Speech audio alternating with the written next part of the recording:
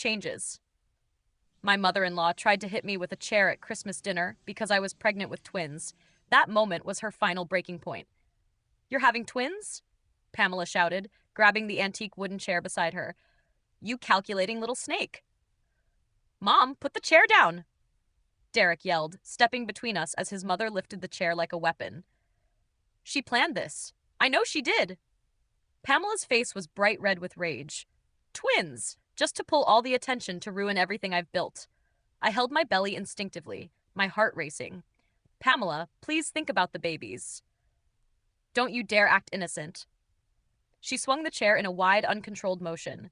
"This is my family, my moment." Yes, my mother-in-law actually tried to attack me with furniture at Christmas because I was carrying twins. Hi, I'm Meredith. Today I'm sharing the most unbelievable story of my life. But before we go on, please like, share, and subscribe for more real stories like this.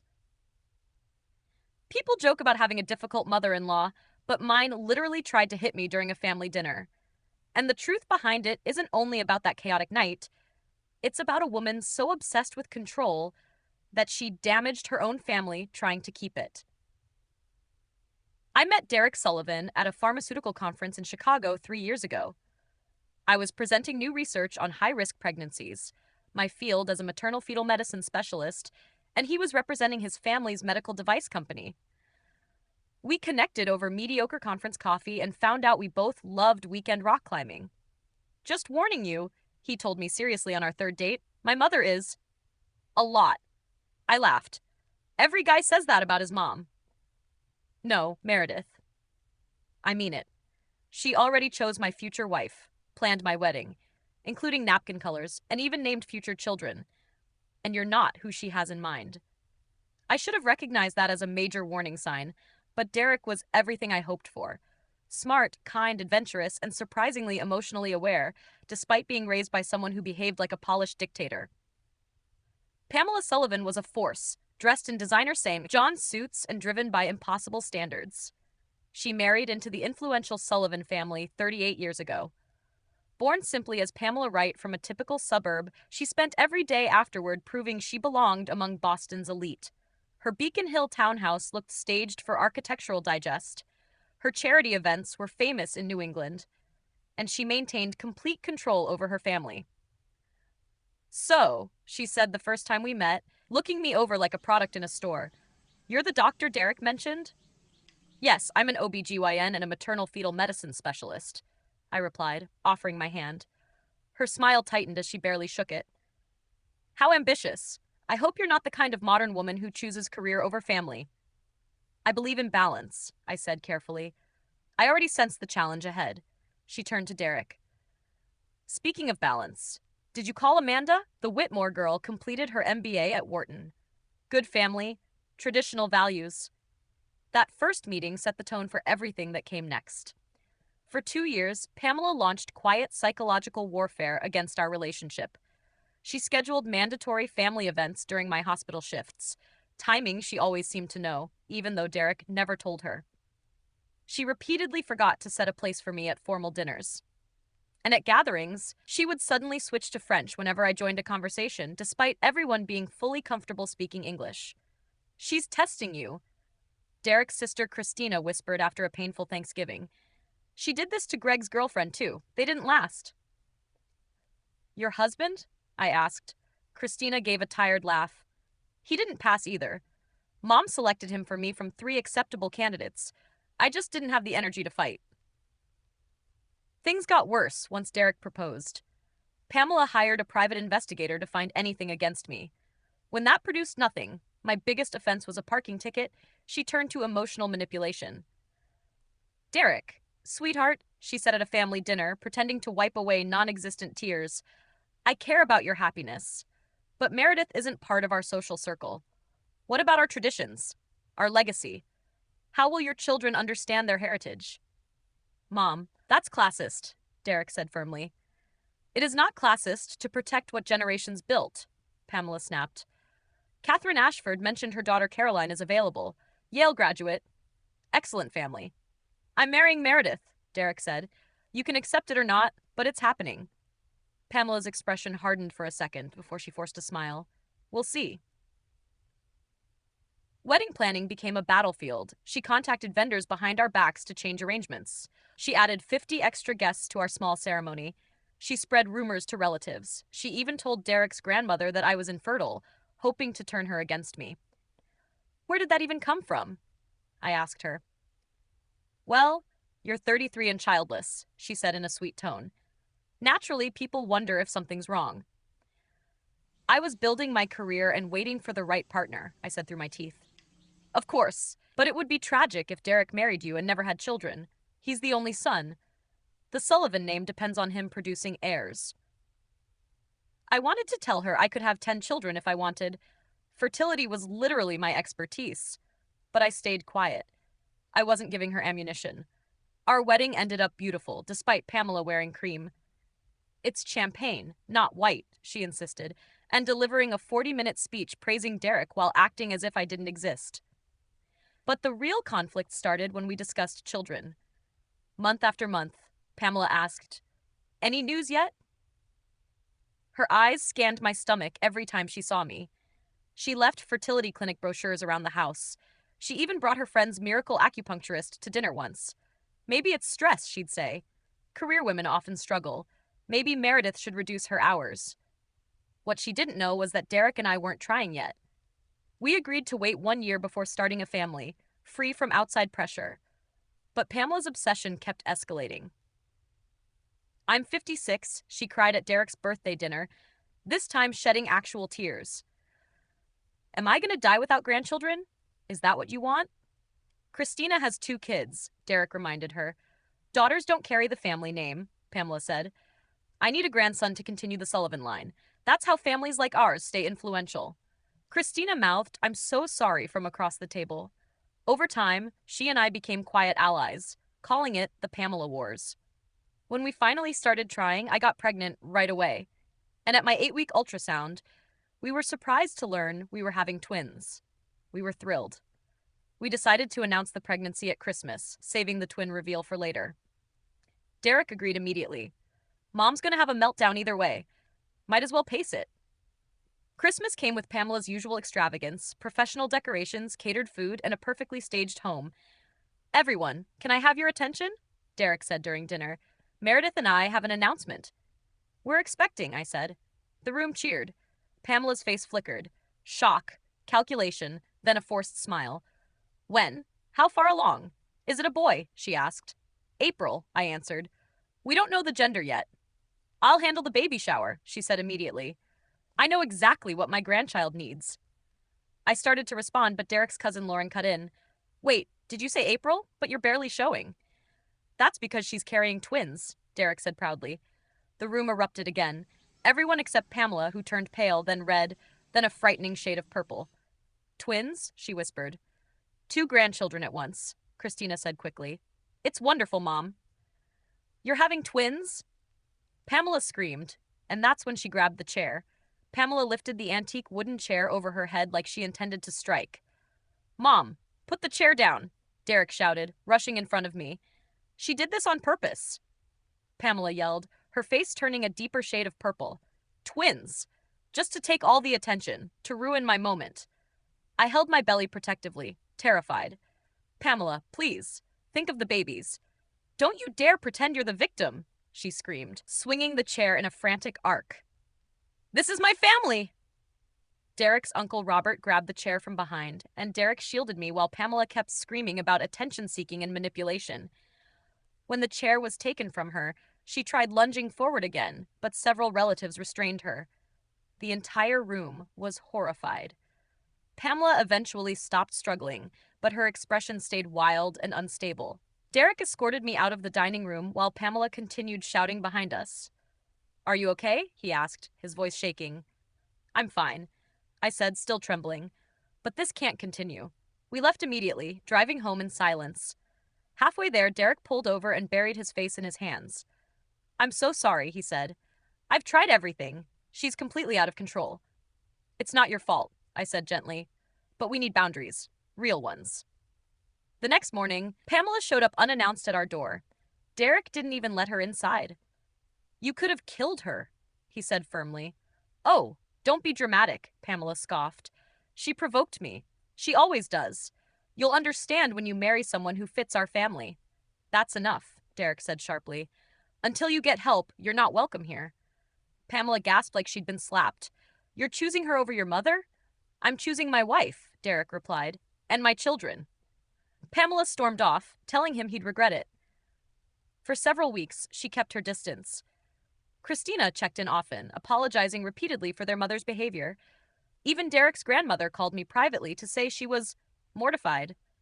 2 months later, after things finally seemed calmer, Pamela sent a message asking to talk. I want to apologize in person, she wrote. I want to make things right before the babies arrive. Derek was cautious, but I agreed to a short meeting at a public cafe. Pamela arrived looking composed, dressed impeccably as always. Meredith, she began, I behaved terribly. I was overwhelmed. I reacted in ways I shouldn't have. I want to be part of my grandchildren's lives. I didn't trust the sudden change, but I was willing to hear her out. Her word with no changes. Her smile was stiff. Of course. I only want what's best for the family. But even then, something felt off. Over the next few weeks, Pamela tried to present a calmer, more controlled version of herself. She sent small gifts, asked polite questions about the pregnancy, and kept interactions brief. But her underlying obsession with the Sullivan legacy didn't disappear. At 7 months pregnant, Derek and I attended a charity event hosted by Pamela. She insisted we come. When we arrived, she introduced me to several donors as if nothing had ever happened. This is my daughter-in-law, Meredith, she said, and she's expecting the first Sullivan heirs. The way she emphasized heirs made Christina glance at me with a warning look. After the event, Christina pulled me aside. Please be careful, she said. Mom is calmer, but she's not better. She's planning something. I can feel it. I believed her. Pamela's piece was too polished, too strategic, like she was preparing a move. 1 week later, Derek received a formal letter from Pamela's attorney. It stated she wanted court-ordered visitation rights once the twins were born. We were stunned. She hasn't even met them, Derek said. How can she demand visitation? She claims she's being blocked from fulfilling her grandmother role, Christina explained over the phone. This is her new tactic. The situation escalated in ways none of us expected. Pamela's legal demand triggered immediate tension. Derek's lawyer explained that grandparents' rights vary by state, but judges rarely grant them without a prior relationship. Still, the fact that she tried to go through the courts made her intentions clear. She was trying to regain control using any method available. This is unbelievable, Derek muttered, pacing our living room. She nearly attacked you, and now she wants visitation rights before the babies are even born. She doesn't want access, Christina said when she called later that night. She wants leverage. She thinks this will force you two to negotiate. We refused to respond to the letter. Instead, our attorney drafted a firm notice stating that all communication should go through legal channels and that Pamela's actions posed safety concerns. For a few weeks, things stayed quiet. I focused on preparing for the twins, going to appointments, and managing work before maternity leave. Derek tried to stay calm, but the stress weighed on both of us. At 8 months pregnant, I experienced sharp abdominal pain while at home alone. Derek was already on his way back from a meeting, but I called him immediately. I think something's wrong, I said, breathing hard. I'm 5 minutes away. Sit down, don't move, he replied. When he arrived, we rushed to the hospital. Thankfully, it was only preterm contractions that resolved with monitoring. The babies were healthy. Still, the scare reminded us how vulnerable the final stretch could be. Pamela had heard about the incident, though neither of us knew how, and she sent a long message apologizing again and asking to be updated about the pregnancy. Derek ignored it. A week later, Christina invited us to her house for dinner, just the four of us. I want you both to relax. Mom won't be there. I promise, she said. We went. Dinner was peaceful, and Christina's kids were excited about their soon-to-arrive cousins. For a moment, it felt like family life could be normal, but near the end of the evening, Christina hesitated before lowering her voice. I think Mom is planning to show up at the hospital when you deliver, she said quietly. She's been calling the nurses she knows. She asked about visiting policies. My chest tightened. She's not allowed near me or the babies, I said firmly. I know, Christina replied. I just wanted to warn you. Derek and I notified the hospital immediately. My chart was flagged for restricted access. No one allowed in the maternity ward unless we approved. 2 weeks later, at 36 weeks, I went into labor. The delivery was intense but smooth, and we welcomed two healthy babies, a boy and a girl. We were exhausted but overjoyed. And for the first few hours, everything was peaceful. Then a nurse came in looking uncomfortable. "There's someone downstairs asking to be added to your visitor list," she said carefully. "She says she's the twins' grandmother." Derek and I looked at each other, both instantly tense. "Her name?" Derek asked. "You already know," the nurse replied gently. Derek exhaled slowly. "Tell security she isn't allowed anywhere near my wife or children." The nurse nodded and left. For the next hour, we heard nothing. We hoped she had given up and gone home. But just after midnight, a security officer knocked on our door. "We've escorted a woman out of the building," he said. "She tried to enter the maternity ward without permission. She became disruptive." Pamela had tried to sneak into the restricted area using a staff entrance she'd learned about through her charity connections. That was the final line crossed. Derek filed a restraining order the next morning. Our lawyer handled the rest. Pamela sent dozens of messages afterward, angry ones, apologetic ones, guilt-tripping ones. We didn't respond to any of them. Christina called and apologized again, explaining that she had tried to stop their mother but failed. "This is the only way she'll understand she can't control everything," she said quietly. "I support you, fully." With time, things settled. We focused on raising our twins in peace, finally free from Pamela's constant manipulation and chaos. And as for her, once the restraining order went through and her legal attempts failed, she lost the authority she'd spent decades building over the family. Relatives pulled away. Her influence diminished, and her actions became the story that defined her, not the one she tried to create. She pushed too hard for control and ended up losing everything she wanted to protect. "How does someone purposely end up with twins?" Christina shouted. "Mom, you're being completely unreasonable. IVF. Fertility medication." Pamela knew exactly what she was doing. "She's a specialist," she insisted, practically shaking with anger. "She always needs the attention. First, she steals my son. Now she's stealing my moment as a grandmother by having twins. Your grandmother moment?" Derek's voice dropped, dangerously calm. "These are my kids. Meredith's kids. You're just the grandmother." "Just the grandmother?" Pamela suddenly lunged toward me. Derek's father, William, usually silent, never raising his voice, stepped forward quickly and grabbed her arms. "Enough, Pamela. Don't you see what you're doing?" Pamela pleaded with the room, her voice breaking. "Twins mean double everything. 2 showers, twice the attention, twice the gifts. She's making this all about her. You just attempted to hit a pregnant woman with a chair." "Heather," William said slowly, a tone of disgust none of us had heard from him. "Because she's giving you 2 grandchildren instead of 1. Listen to yourself." The room fell silent except for Pamela's harsh breathing. Several family members had already pulled out their phones, recording the scene no one could ignore. "I think you should leave," Robert said quietly. "Go cool down somewhere else." "This is my house," Pamela shrieked. "And these are our guests," William replied firmly, "including our daughter-in-law and our grandchildren. Leave, Pamela. Now." Pamela searched the room for support but found none. Even her sister Diane, usually her strongest ally, looked away in embarrassment. "You'll regret this," Pamela hissed at me. "I'll make sure of it." She stormed out, slamming doors on her way to the foyer. Dinner continued in uncomfortable silence until Christina finally lifted her wine glass. "To Meredith and Derek," she said loudly. "And to 2 healthy babies who will be loved by the sane members of this family." The toast eased some tension, but the damage was already massive. Videos of Pamela's outburst circulated through family group chats instantly. The aftermath came fast. William, showing more strength than anyone had seen from him in decades, insisted Pamela undergo a psychiatric evaluation. The results came quickly: narcissistic personality disorder with paranoid traits. "She truly believes you had twins just to upset her," the psychiatrist told us privately. "In her mind, everything revolves around her. Your pregnancy isn't about your family. It's about you taking attention away from her." Pamela refused treatment and instead escalated her behavior. She called my hospital's medical board, claiming I was unstable and shouldn't treat patients. My colleagues dismissed it immediately. Then she went after Derek, reporting to his executives that he was compromised because of my manipulation. They asked if she meant my pregnant wife, Derek said, half laughing in disbelief. She said yes, like that helped her case.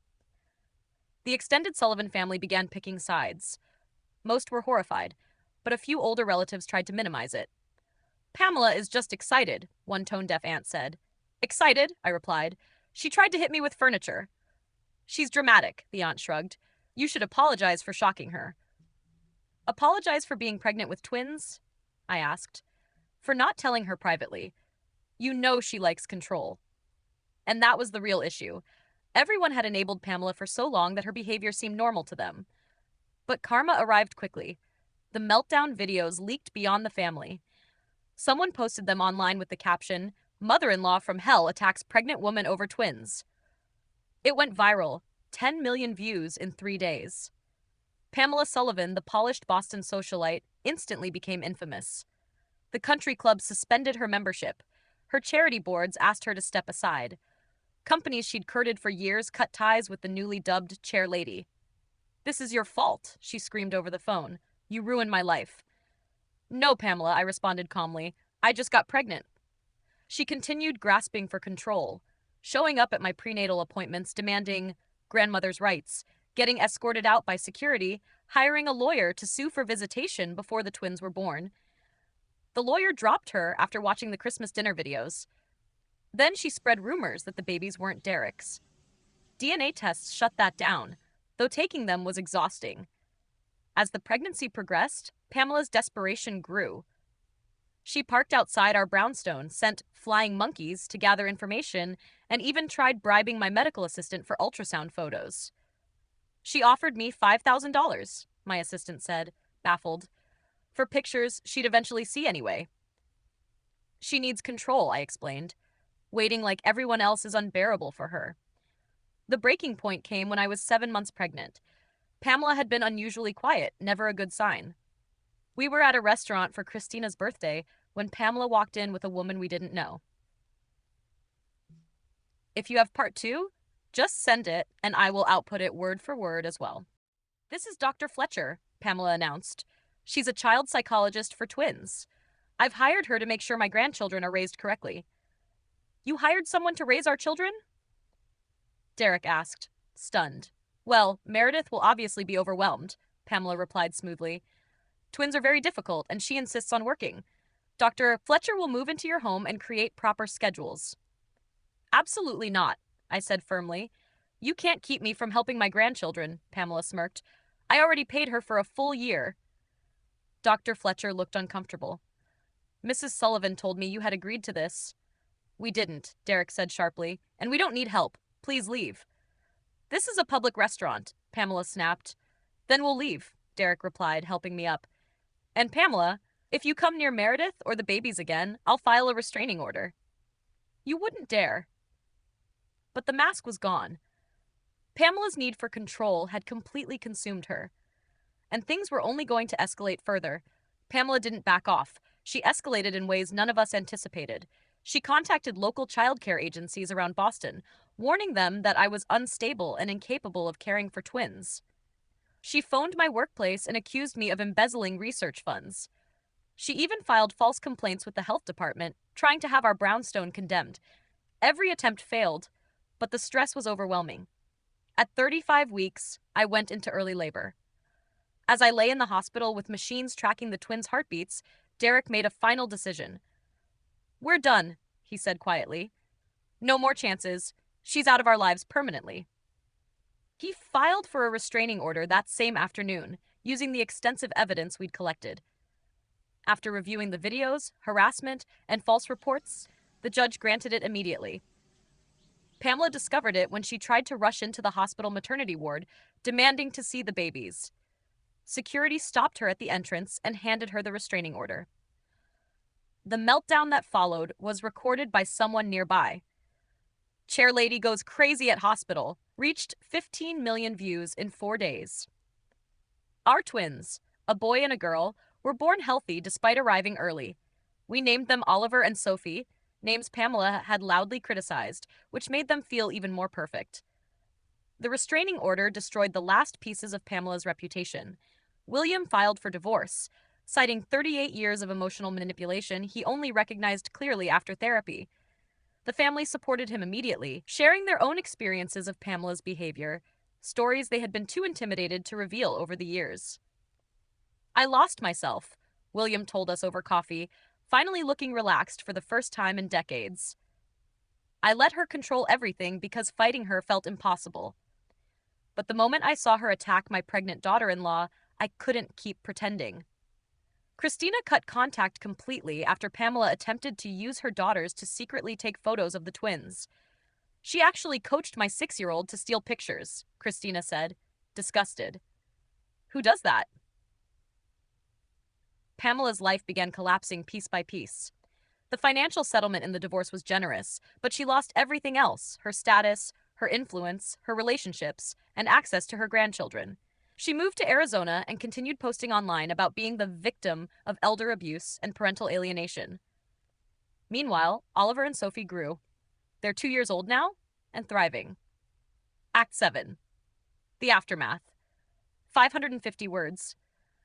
They're happy, healthy, and surrounded by people who genuinely care about them, not people who see them as trophies or tools for attention.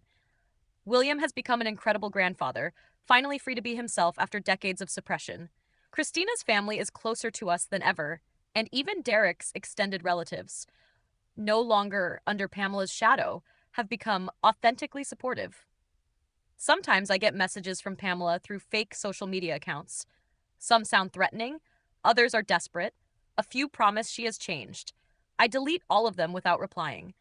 Some people simply don't deserve second chances when they've repeatedly proven they will misuse them. Pamela always wanted control over my pregnancy, my children, my decisions, my family image. Instead, she lost everything meaningful, all because she couldn't accept the joy of having 2 grandchildren instead of 1. Oliver and Sophie will grow up knowing they are loved, wanted, and protected. They'll never know the grandmother who viewed them as competition rather than blessings. That isn't a loss for them. It's a gift. William visits every weekend now. He reads stories, plays on the floor with them, and teaches them little songs. I missed so much with Derek and Christina, he told me once, eyes wet. Pamela controlled every moment, but I won't miss anything with these 2. Christina brings her daughters over for playdates. The 4 cousins are growing up connected, something Pamela would never have allowed. My career has only grown stronger. I now lead the maternal fetal medicine department at the hospital, doing work I care about while raising my children. The balance Pamela insisted was impossible has become completely achievable. Derek and I are closer than we've ever been. Facing Pamela's actions together only strengthened us. We learned to set boundaries, defend our family, and choose each other every time. Last Christmas, we hosted dinner at our brownstone. William, Christina's family, Derek's uncle Robert and his wife, and several supportive relatives joined us. The house was loud, chaotic, full of children and laughter. This is what family should be, William said softly, watching the twins open presents. Joy, not control. Love, not manipulation. The videos of Pamela resurface occasionally online. She's become a cautionary tale in discussions about toxic in-laws. Chairlady is now an internet legend for all the wrong reasons. Pamela tried to control the narrative of our lives. She learned that when you try to attack a pregnant woman with a chair over twin babies, the only story you get to control is your own downfall. The twins are starting to ask questions now. Do we have another grandma? Sophie asked recently. You have Grandma Patricia on my side and Grandpa William, I answered gently. That's your family. Okay, she said, already moving on to something else. And here's the real question. When someone shows they care more about control than your safety or your children's well-being, do you give them another chance? Or do you protect your family no matter what it costs? For us, the answer was obvious. My children's safety is non-negotiable, and I would face 1,000 Pamela Sullivans before allowing anyone to threaten them. If you need the next part, a paraphrase, a summary, or a YouTube-ready script, just tell me.